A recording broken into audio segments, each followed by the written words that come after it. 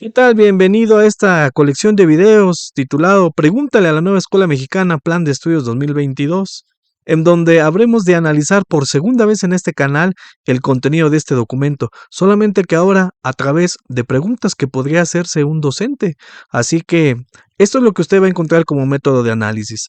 En la parte mayoritaria derecha habrá un texto extraído del plan de estudios que habrá de dar respuesta a una pregunta dada. En la parte de abajo encontrará un dominio al que yo propongo, pertenece ese texto, también con fines orientativos.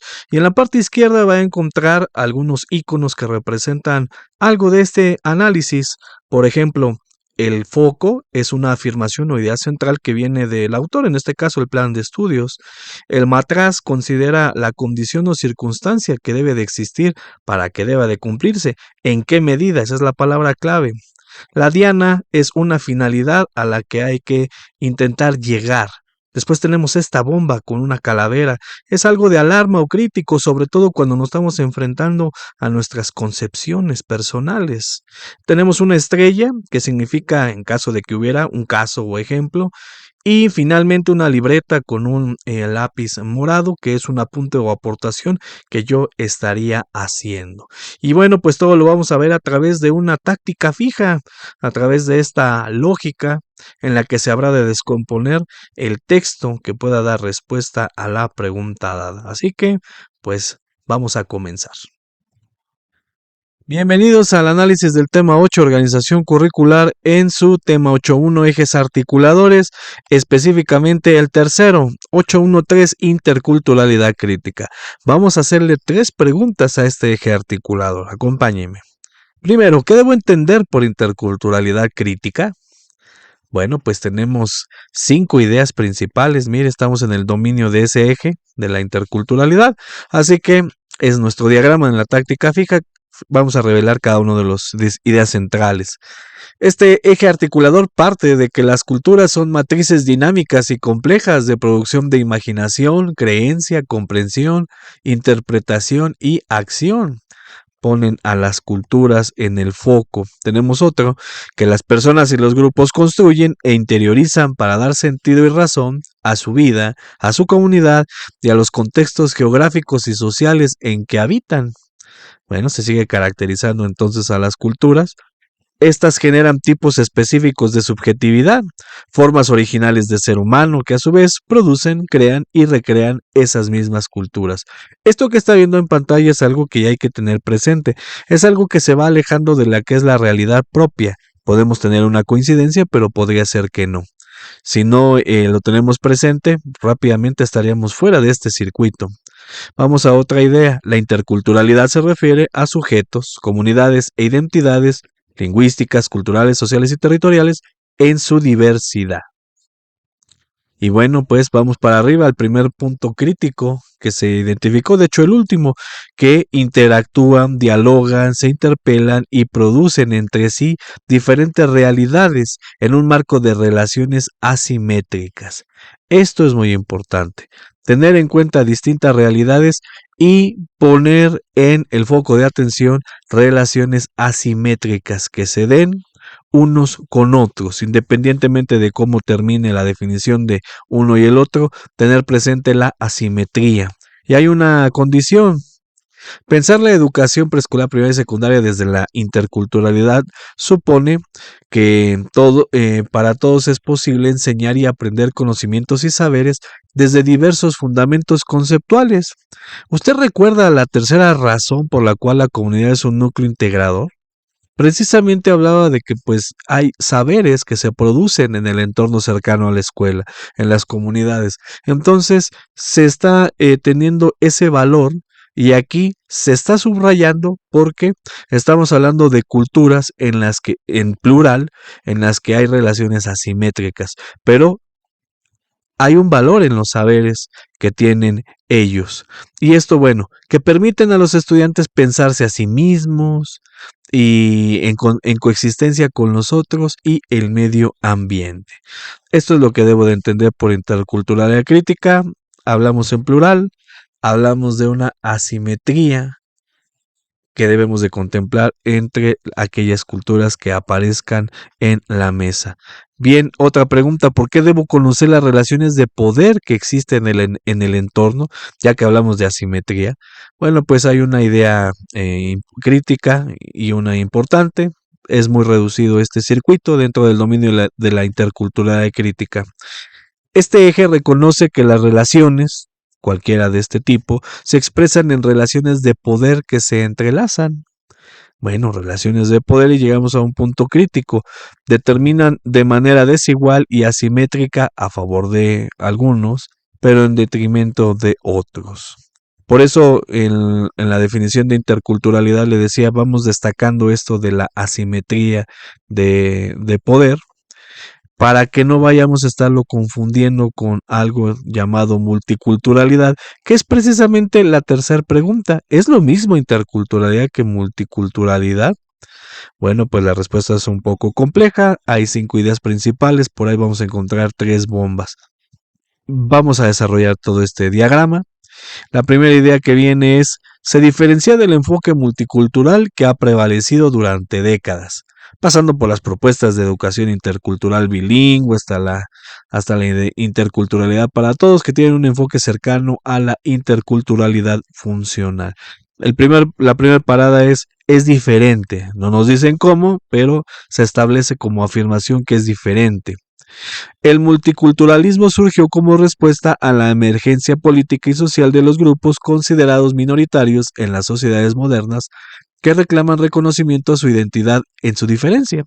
Así surge una política educativa. Vamos colocando entonces lo multicultural como una respuesta emergente. Avanzamos a un caso, se caracterizó por el reconocimiento y respeto de todas las culturas, derecho a una ciudadanía diferenciada y a la igualdad de oportunidades en un marco de coexistencia sin interrelación y convivencia, cada quien en su espacio. Bueno, ese era un caso. Vamos avanzando, ya nos vamos a encontrar uno crítico. El multiculturalismo es un racismo, váyale subrayando, que mantiene las diferencias desde una distancia asentada en el privilegio de su posición universal. La escuela es la que se adjudica el derecho a reconocer a niñas, niños y adolescentes de otras culturas para mantener la coexistencia de los distintos modos de vida cultural que exige la globalización. Es decir, estamos todos, pero no todos estamos en el mismo lugar. Las distancias son controladas según lo que nos estamos viendo aquí. Esto es importante, ¿cómo cuadra esto en su definición de multiculturalidad? Y peor, si tenemos que cruzarlo con interculturalidad para establecer las diferencias. Aquí nos están dando un norte. Esa es la bomba que tenemos aquí y tenemos que preguntarnos cómo salimos de ella. Vamos a otra. Es decir, se apela al reconocimiento de las diferencias, pero no se incluyen sus saberes en los programas. Existes, qué bueno, y hasta ahí. Y en los modelos educativos.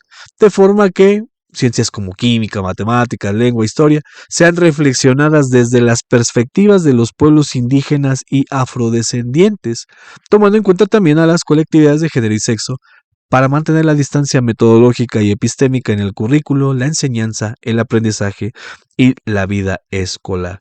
Este eje suena a esa tercera razón por la cual la comunidad es el núcleo integral, o al menos le da esa oportunidad y es armónico. Los saberes que estén en una comunidad deben de tener validez así como los de origen científico. En el mejor de los casos, se conceden espacios en el mapa curricular para las lenguas originarias o licencias para la elaboración de materiales didácticos regionales. Nueva Escuela Mexicana sostiene que esto era lo mejor que podían encontrar ellos. Vamos con una idea central. Este eje articulador parte del valor y dignidad de todas las formas de vida en su diversidad. Nuevamente la dignidad, definición que subyace de ejes articuladores. Los 3 que han venido hasta este momento en algún momento han tocado la dignidad. Es congruente con la definición de eje articulador, el tema 8.1, que de allá venimos. Vamos a una condición cuya expresión escolar encuentra unos principios éticos comunes para el diálogo y la convivencia, y de relación con múltiples saberes y conocimientos expresados en los campos formativos. El codiseño es una buena respuesta precisamente para darle cabida a todo lo que estamos ahorita leyendo. Vamos a una idea central. En este sentido, se busca que la formación de los niños y adolescentes en todos los grados y modalidades permita la construcción de una idea del ser humano encarnada en el sujeto colectivo que forma un todo con la naturaleza. Bien, no encontramos diferencias. Todo esto sigue teniendo flechas que van escapando en caso de que no lo supiéramos, de forma inconsciente no lo hacíamos y pues teníamos que salir.